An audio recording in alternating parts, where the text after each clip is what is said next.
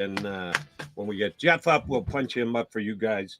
John, the other thing that came down after we got off the show on Friday, which I'll be 100% honest with you, I don't understand because we haven't seen the details of the deal yet. And that's something we'll talk about with Jeff Kerr from CBS Sports, who's good enough to join us now. He's just logged in, and we're going to punch him up. So, Jeff, I'll ask you the question, you and John at the same time.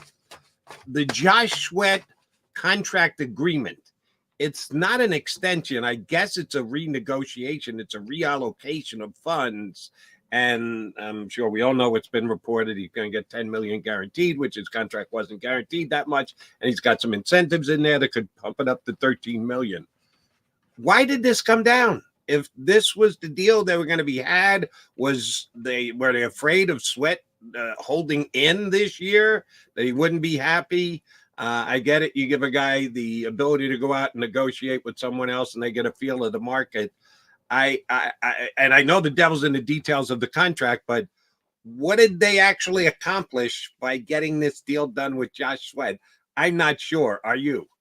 I'm not sure either. So when you tell one of your edge rushers you have permission to seek a trade, meaning, okay, well, we're not really entrenched on keeping you here, at least not for the price you want. If you're not going to get the deal you want, go out and seek a trade. Well, then the other, and we're talking about Hassan Reddick here, then he comes back and says, well, I don't really want to leave, but I want my cake and eat it too.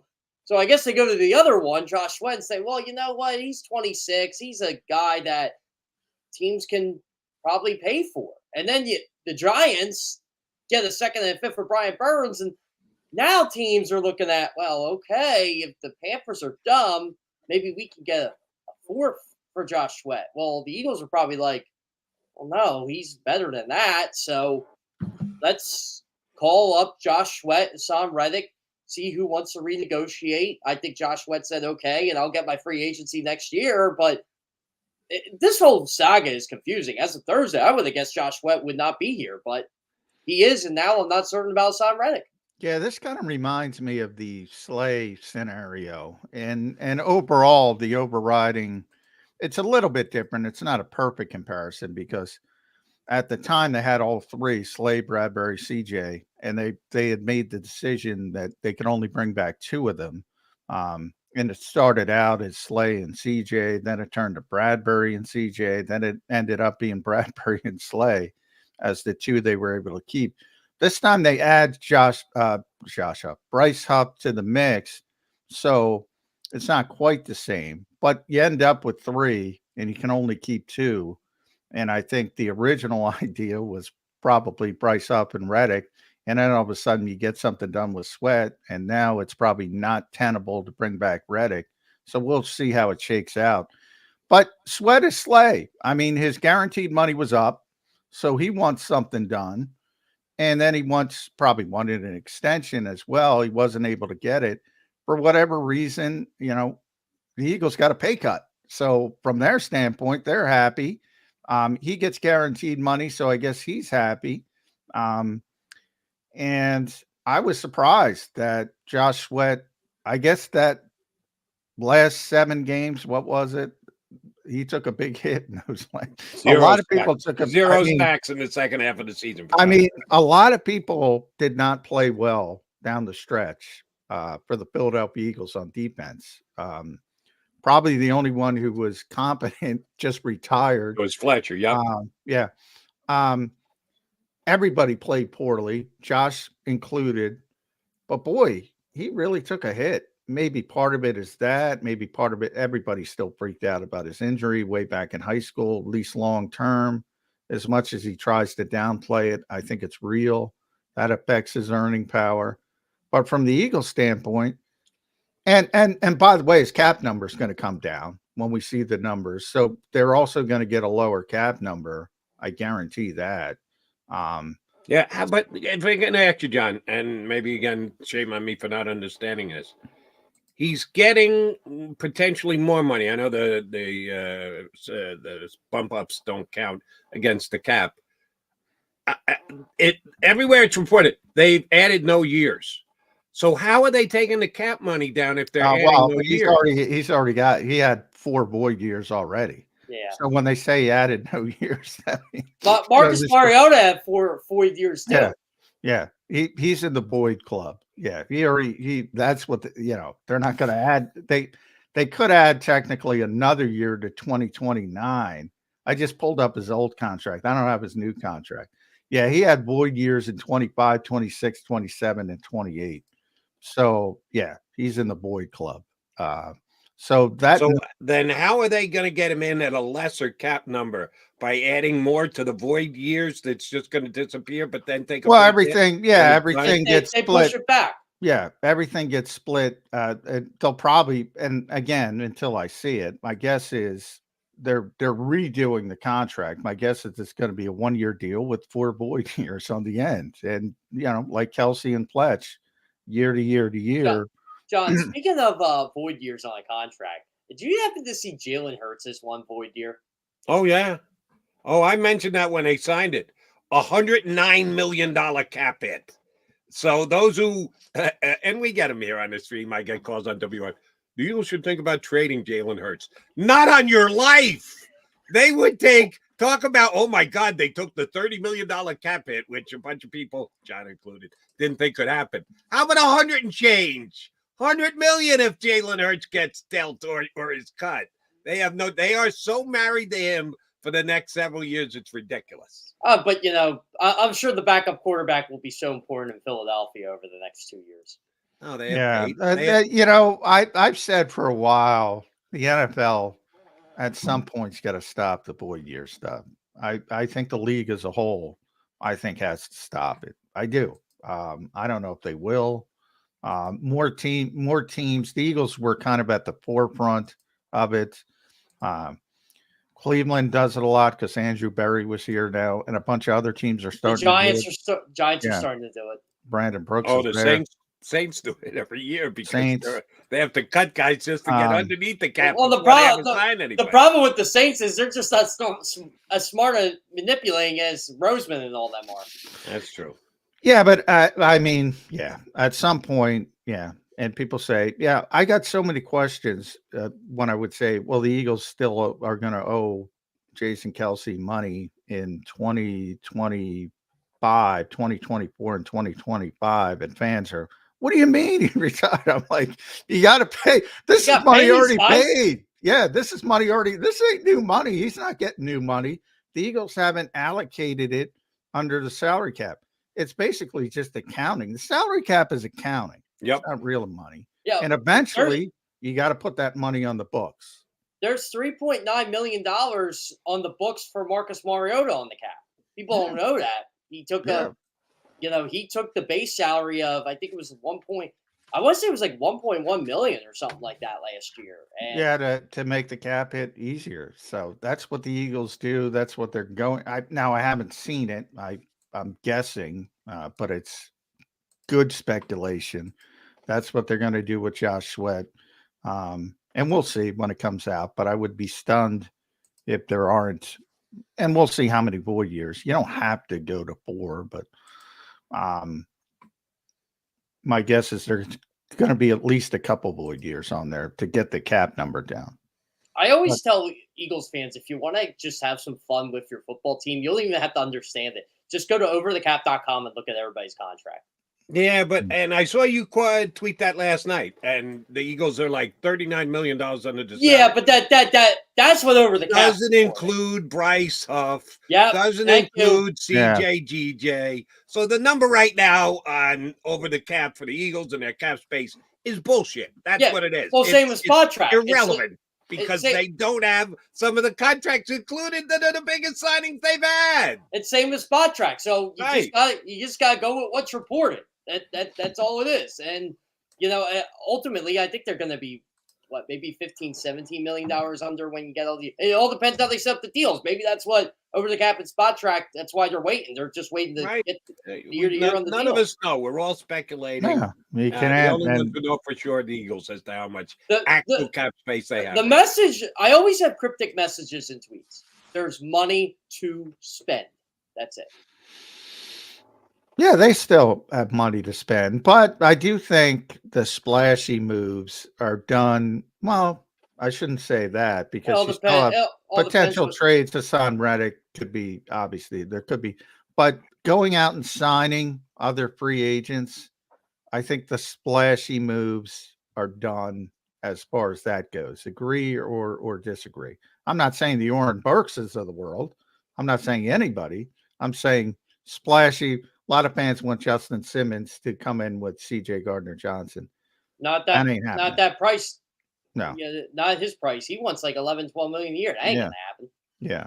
That's what I mean. That I- type of players off the table. If you said 11 and 12 million, who's a better player, Justin Simmons or C.J. Gardner Johnson? Justin Simmons. Justin Yeah. Simmons is. Yeah. And CJ's up to, and again, another contract we don't know about what the actual numbers are going to be. We know there will be bonuses included, incentives. They're both $11 million players. I'm taking Simmons. That would be my evaluation of it. Now, CJ's younger, and if you think the age is a big factor, maybe that is enough to swing. Well, for you I'm to not say, arguing. I think Simmons is a better football player, and I want the better football player. But I'm saying the Eagles made their decision. They're not getting Right, it's voted. over. It's done with. Yeah, But I getting... consider and go, I would have rather have done this. Like, oh, here's the next time we got to with Jeff Kerr. That I wrote them down yesterday. There are 9 linebackers who were free agents this year, some of which you signed before, some of which you signed after. Devin White signed with the Eagles that I would prefer. In 2020 hindsight, the deals are now done. They're already done. We know what the cost is. There were 9 free agent linebackers that I would have chosen their deal for the Philadelphia Eagles over Devin White. Plain and simple. So I'm surprised it's only limited at 9. It could have been 15 I was there, going to say that's low. I went through them all, and I tried to be fair about it. I wasn't just looking to rip Howie a new orifice. But I realistically believe there were 9 linebackers who were better players and better fits for the Eagles, even with some being lesser money, some being more money. Trying to evaluate it all, that I think would have been better signings than Devin White. I'm not a fan. John's not a fan. Jeff Kerr, you any kind of a fan? No. I'll just be honest. So I know a couple writers. I might like Oren Burks better than Devin. Yeah. He might play over him. But Yeah. I know a couple writers in Tampa, and the one I'm really close with is really plugged into the organization, more specifically Jason Light. And I tweeted what he told me. Eagles fans didn't like that, very athletic, but, pretty much very athletic. Everybody starts the same way. By the way, Jeff, I talked to a bunch of people in Tampa. They all start the same way. Very athletic, but yeah. And then they're yelling at me. Then they're yelling at me. I had someone actually say, that must have been the reporter that asked Todd Bowles about the dome thing. And I was going to fire back, but I decided to respect the female reporter that asked. One, she doesn't cover the Bucs. She works for the local news station, so I wanted to hold back on that. I said, 2, you have no idea what you're talking about because you don't know who these people are talking to. So shut up. People just say whatever they want now. They have no accountability for anything. And it's ridiculous. Well, certainly when it comes to their favorite football players. And once you put on the right jersey, you become. And look, the guy was the 5th overall pick in the draft. We talk about it all the time. Pedigree's a real thing. Jody and I talk about this all the time. And people don't want to give up on the 5th overall pick in the draft. Tampa didn't want to give up on him. Tampa kept throwing him out there for 5 years. Because why? Because he's a number 1. If he was a 4th round pick, you think he would have played? No sticking way. So here's the other thing. I hope Eagles fans realize when the Bucs were kicking the Eagles, what's in that playoff game. Did you see Devin White on the field? No, because he was benched. Yeah, not playing in their playoff win. Now, I will say this. I will defend the Eagles on this for signing him. Maybe they can tap something. Maybe. But history shows, Devin White's going to be on this football team. This isn't Devontae Parker.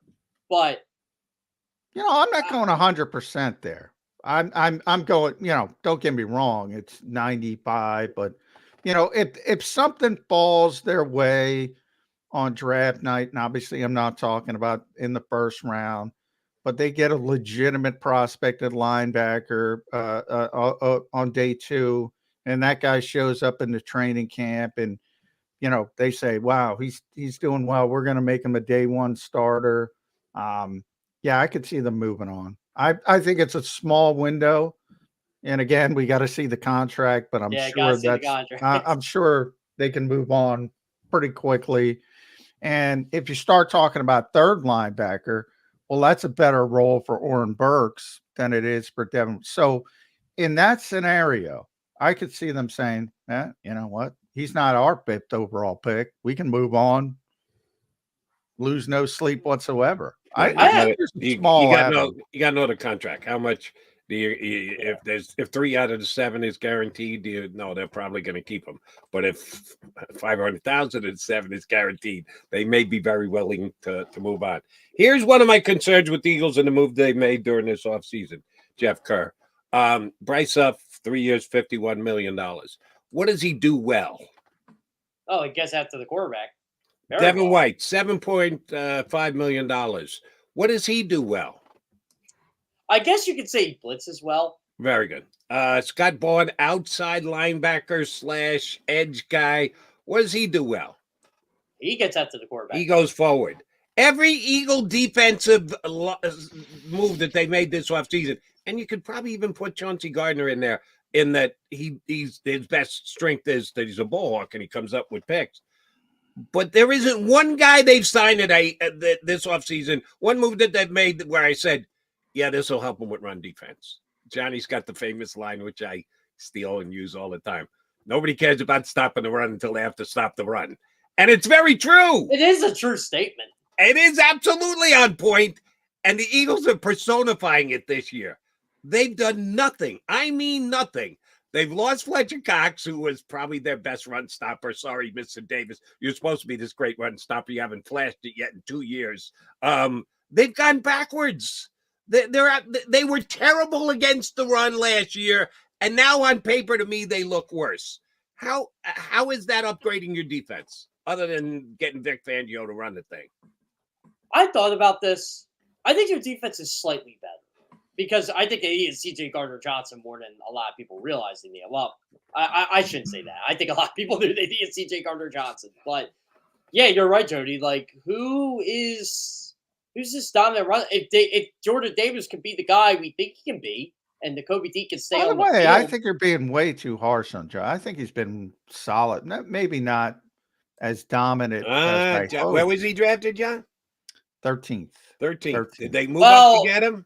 Again, I'm going to relive my 90s. Okay. I'm going to relive my 90s. We're talking about holding him to draft status. Jordan Davis has not played up to the 13th pick in the draft. Well, if you remember, that was my concern when they drafted him, because it's too esoteric of a pick. Like when you're drafted 13th, people want to see you get to the quarterback. I said from day one, this guy's not about getting to the quarterback. And I don't know, ultimately, when you take somebody that high, and I've always made the Haloti Ngata comparison, if you take somebody that high, people expect you to get to the quarterback. And I don't know if being Vita Vea is good enough. Now, he hasn't been Vita Vea yet. No, he hasn't been Vita Vea yet. Now, but that part's fair. But I think even if he did, people would still be concerned because he doesn't get to the quarterback, and that's all they care about. Same thing with the run.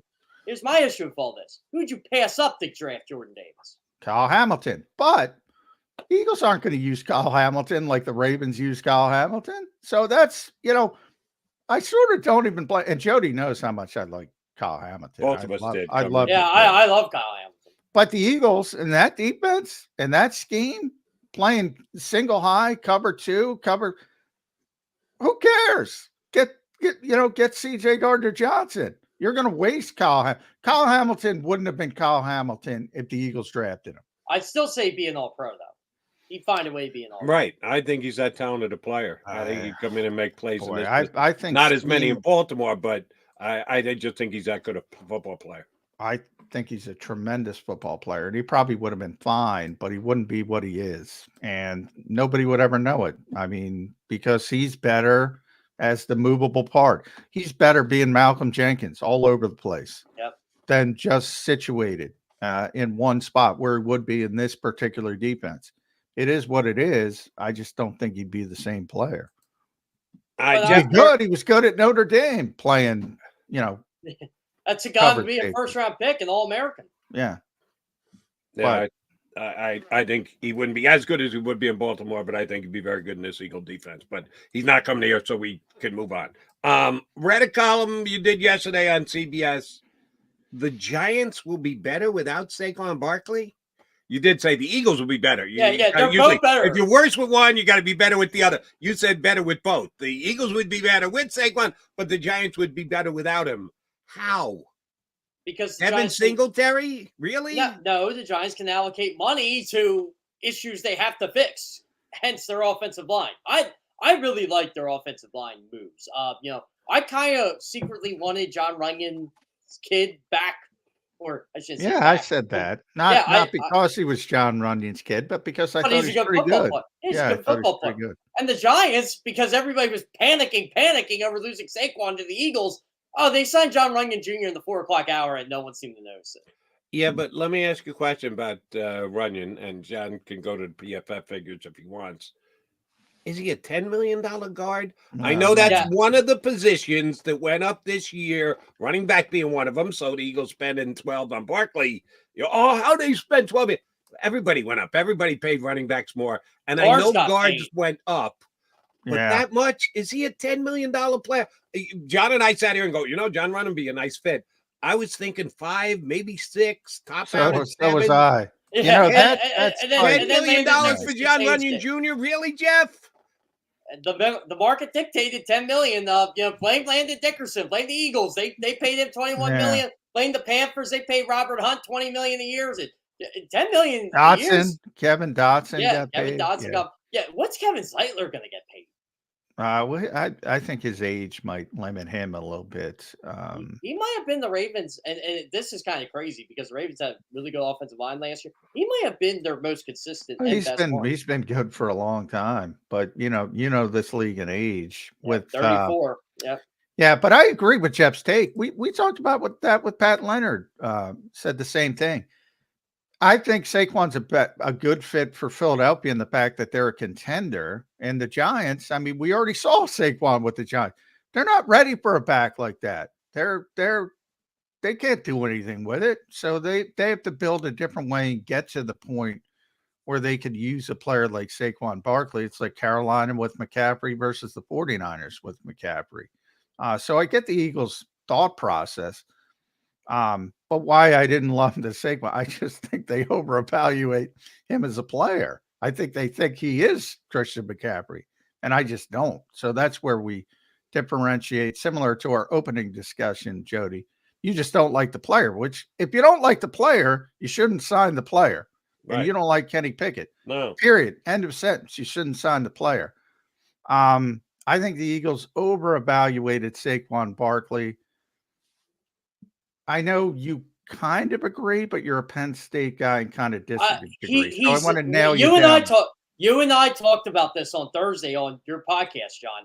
He's not the Saquon Barkley from Penn State. He's not the Saquon Barkley from his first year or two with the Giants. He's still a pretty good running back. Oh yeah, hey, he's good. He's good. Good's not great though. I'll say this: he's much better than DeAndre Swift. I don't know about much, but he's better. And that's why I'm okay with paying him the money that they paid him. Here's what it comes down to for me. If we all agree that the kid that came out of Penn State a couple of years ago and had the rookie season that he had, which was like historically good, no longer exists, why do you think the drop-off has come? It's one of two things. It's either because he's gotten old and he had an injury and that's affected him, or he was on the Giants and they stink. And their offensive line is Swiss cheese. That's and Danny Dimes is Danny Dimes. And Tommy Cutlets is Tommy Cutlets. Which do you think it's more? He got old and injured, or he was playing with a stale, god-awful offense? The Giants. So I'm going to tell you a funny story, Jody. My neighbor always has these really funny evaluations of talent. And he says to me when I'm going to my mailbox, now, Miles Sanders ran for 1,100 yards and we can all agree Saquon Barkley was always better than Miles Sanders. What's Saquon Barkley going to do behind an actual football team? Oh, by the way, this guy ain't an Eagles or a Giants fan. Miles, by the way, Miles ran for, I believe, 1,269 yards at 4.9 yards a pop. And that's pretty good. Here's my question. How much better could it get without taking away from the other aspects of the Eagles offense? In other words, last time I keep looking, but they're not adding a football. You still only get one football. So if you go from 1,261, 1,269, whatever it was. By the way, I think he had 11 touchdowns, maybe. I have to double check that. Yeah, I think it was 11 because they had what? 4.9 yards per carry. Pretty good. Saquon's only beaten that once in his entire career. Keep in mind, Saquon's running behind. Yeah, which was his rookie season when he was dynamic before the ACL. How much better could it possibly get than that? It could get better if Are we talking about 2,000 yards? No. Are we talking Derrick Henry territory? No, but I'll tell you where it can get better if they do what they should have did with DeAndre Swift last year and throw him the football and let him get those yards from scrimmage. I've made this statement before, and I want to hear both of your thoughts on this. After watching the end of last season, Aaron Jones is a better pass receiving back than Saquon Barkley. After watching last year, yes. He had a better year last year, catching the ball out of the backfield. I'll give you that. But if you're looking at entire careers, I'd give a slight nod to Saquon Barkley. And let me respond to one point you're making, John, about there's still only one football. The Eagles have to distribute it all their wide receivers. How did Jalen Hurts finish 14th in total yards passing in the NFL this year? If they ran the ball effectively, that's my point, though, Jody. They had 11 that had over 1,000. What did Swift have? 1,000. Yeah, 1,000. He was fifth in the league in rushing. He wasn't like he sucked. They ran the football very effectively. Swift was like a 1060 and 4.6 yards per carry, I believe. You know what's tough with DeAndre Swift when I was evaluating his year, and I was doing this in real time and after the season. A lot of it was chunk games early. And after week 4, and it's not Swift's fault. I blame more the Eagles of this. It just stagnated, but they couldn't rely on him when they needed to. And I don't know if that was because of their offensive line, but their offensive line was still run blocking well, whether it was the passing game, whether it was the internal drama, who knows? But it just felt like they couldn't go to him when they needed to. And I think you can do this with Saquon. And it's all going to come down to this. And I'm sure we talked about it with you before, Jeff, because it's a topic that doesn't go away. It just gets refocused when an addition like Saquon Barkley. Here's my evaluation, agree, disagree, or not. Since Jalen Hurts became the starter for the Eagles, which is now 3 years ago, throwing to the backs out of the backfield has never been a strength of his. The Eagles' yards, number of yards, catches, yards per catch, whatever stat you want to look at, it hasn't been good. And year one, he's a rookie, first year starting. Miles Sanders went backwards at his ability to catch the football after having, kind of like Barkley, an unbelievable rookie year catching the ball. Coming out of college, it was Miles Sanders can't catch the ball coming out of Penn State. And then he had this great rookie year. And he averaged 10 yards to catch his rookie year. What's that? He averaged 10 yards to catch his rookie year. Exactly. And then he just went significantly downhill over the course of his Eagle career. So you had him, you had Shane Steichen calling the plays, or starting with Nick Sirianni calling the plays before he handed over. So there were a lot of changes. First year, second year, go to the Super Bowl. Great year. He wasn't great at throwing the ball out of the backfield. New offense coordinator this year, Brian Johnson, play calling change. He wasn't great. The one constant has been Jalen Hurts has not been great at throwing the football to the back. Do you want to blame the backs? Then I don't know why you'd blame Swift. He came in with the reputation and the numbers and the resume to show he could do it. I don't blame DeAndre Swift for all of a sudden not being able to catch 62 catches in Detroit. Exactly. I mean, that's why you got him. That's why the Bears, he's going to get utilized right with the Bears.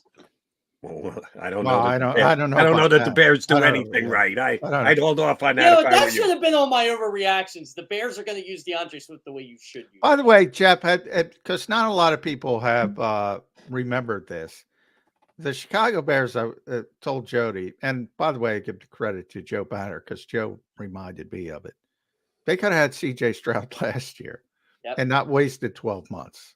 Now, you got to evaluate, correct. Most people had Bryce Young ahead of CJ because of his poor S2 cognitive test or whatever the hell. Well, you know what? I had to explain the S2 to people last year, and I actually talked to some people in Stroud's camp, and they're like, they don't even know what it was. They had no idea. Yeah. But they could have not wasted 12 months and had CJ Stroud, in theory. And by the way, you know, they also traded down twice. They could have had Jalen Carter, which is, I went through that. Unbelievable. Bad organization. So to assume they're going to do anything correctly is probably specious. At some point, you know, they lose so many games, they get some good players, they get some good draft picks, much like Sam Hinkie with the Sixers. Yeah, eventually you're going to get some good players, but I'm confident they're going to make poor decisions moving forward. The Eagles usually make good decisions. So I'll end it there with you at Jeff Kerr CBS. Make sure you follow Jeff on X, Twitter. Read him at CBS, does a tremendous job. Just from what I'd like to judge the Eagles' moves on, when they make sense to me or they don't make sense. Which move makes the most sense to Jeff Kerr? Which move makes the least sense to Jeff Kerr? I think getting CJ Gardner-Johnson back made the most sense because you needed a safety. And did you strike out on Xavier McKinney? From all accounts I've read, heard, was told, yeah, that was the guy they were trying to get. They were trying to get both Giants guys. I don't know if they were a serious player in McKinney or not, but I knew they were interested. But you were able to make amends to get CJ Gardner-Johnson back in the defense and the system that he's kind of familiar with, even though it was Gannon and Fangio. They kind of ran the same thing. So I like that move. I thought they needed to make that move. So that's the one that makes the most. The least, I don't get why they even messed with Devin White, but he's here and let's give him an opportunity. Yeah, I was surprised my guy Ruben made the argument for it's not a bad signing because it's a short-term thing, and if he's not good enough, it's only one.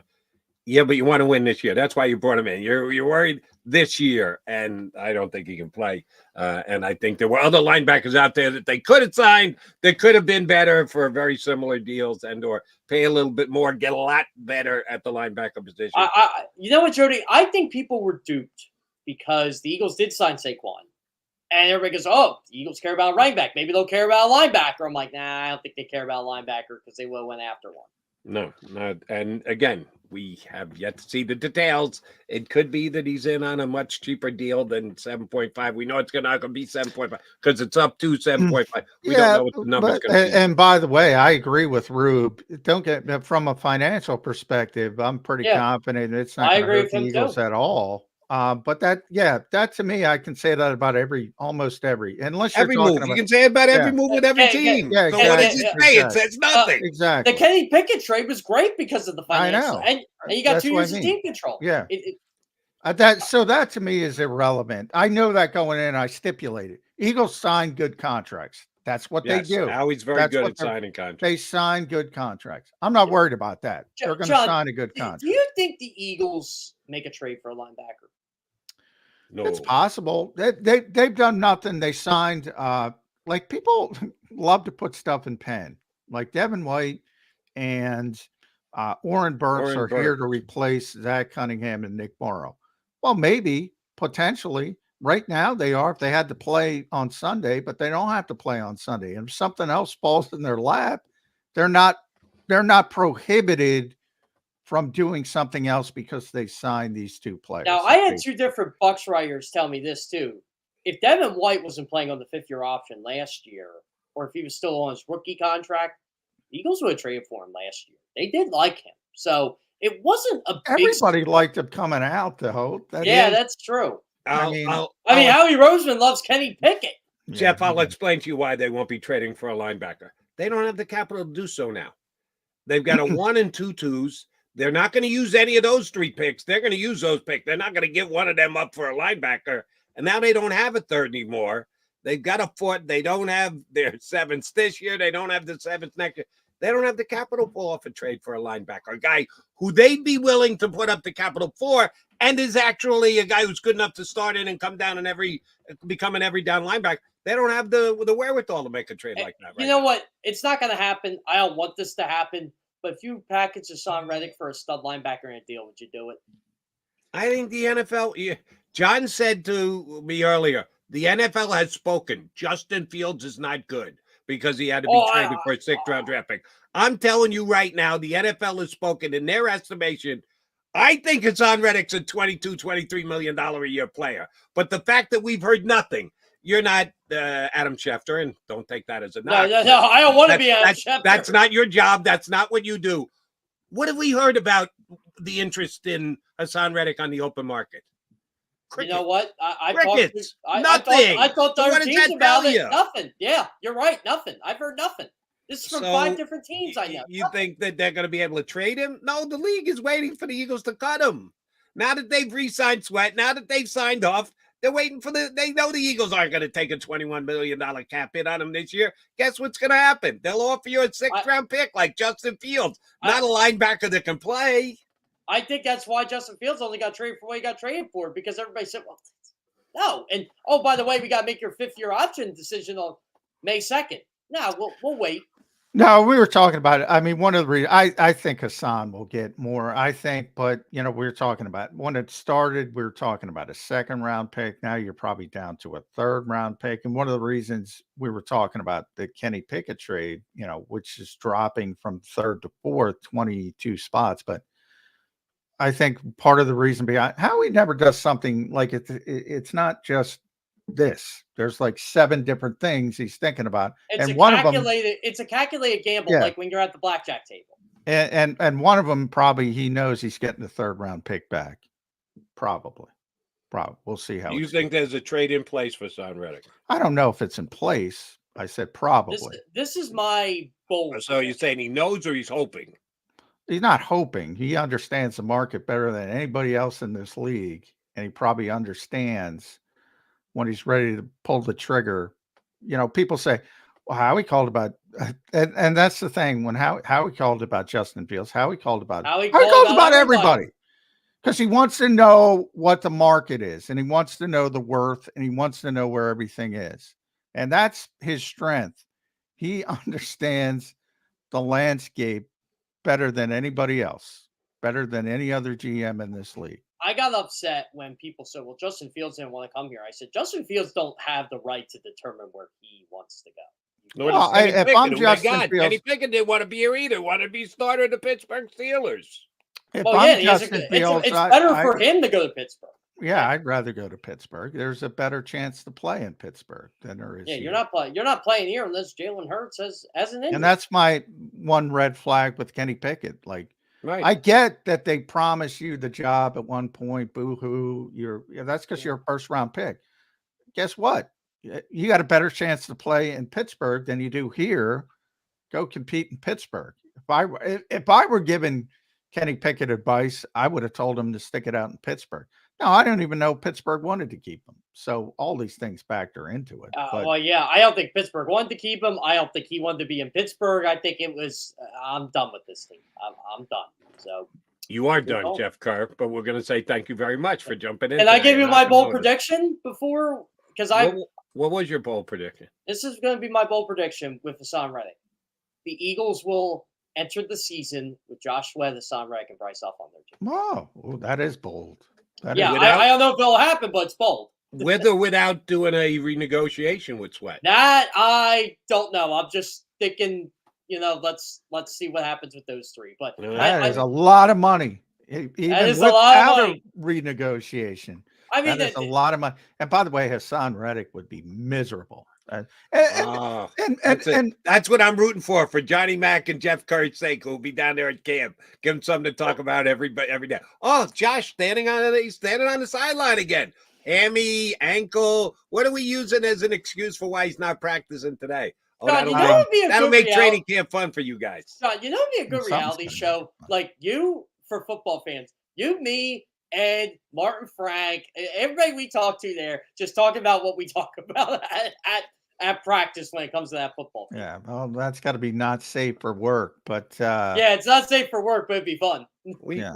I dragged some of it out of John on Birds 365. yeah, today. he Yes, we tried. do. Not all of it. I know I'm not getting all of it, but I Well, dragged some of it out. And by the way, but real quick, the Eagles don't want Hassan Reddick on the current contract either. So people need to understand that because of the 21 million cap. They don't want that either. So it's both sides. Yeah, but they're $39 million under the cap on overthecap.com. Well, Yeah, they're over the cap.com. That's with Hassan's 21 counting against it right now. You know who I blame for all it's this? The meaningless. NFLPA. If they would actually update their public salary Yeah, cap but they report. don't because the NFLPA updates it when the contracts are filed. So it's not relevant until the contracts are filed. So Except we know that it is relevant because the teams know what money they're going to have to spend on that player. So that tells them. No, I'm saying what's not what I'm saying. It's not relevant to say the Eagles right now have $39 million of cap space. It's not relevant because it's not up to date. That's all I'm saying. Right. But inquiring minds like the viewers of Birds 365 want to know. And they Jeff deserve Kerr, to know. thank you for filling in the inquiring mind blanks today. Appreciate it, bud. We'll talk to you next week. Yep, I'll be in Orlando next week, so it might NFL be a meetings. Bowling again? No. Where are you taking your bowling act to, Orlando? I'm not bowling next week. I'm actually here for work. NFL owners meetings. Jeff is going, so we'll have somebody. You're going to the owners meetings. We'll have cool. somebody there. We'll enjoy the weather too. I wish I was can't going. wait. I wish you were going too, John. All right. fun No, time. he's staying with me. Enjoy the 45 minutes of Jeffrey Lurie's soliloquy before the first question. I love it. I'm just gonna be like, I'm just gonna nod my head and smile and just think in the back of my head like. Well, at least you can't talk about Kelly Green jerseys because. No, I'm gonna ask him. I'm gonna. You know what? A fan brought this up, and I'm going to ask him it. Are you gonna bring back the white version of the Kelly Green? Stay away from Jersey talk. Yeah, let's have the recorder rolling. Jeff Kerr, CBSSports.com. Thank you very much. Jeff will be on next week from parts unknown in Orlando. We kind of know where he's going to be, but will he be in front of some roller coaster ride or something? We're going to have to find out. Birds fans, I've got a deal for you. How would you like to save some money on your car insurance? I'm going to give you the chance to do just that. Save up to 40% right now on your car insurance for one of JAKIB Sports' great partners. Here's what you need to do. Call one of the two managing general partners. That would be Fran or Jim. And tell them you're a friend of both JAKIB Sports and Birds 365.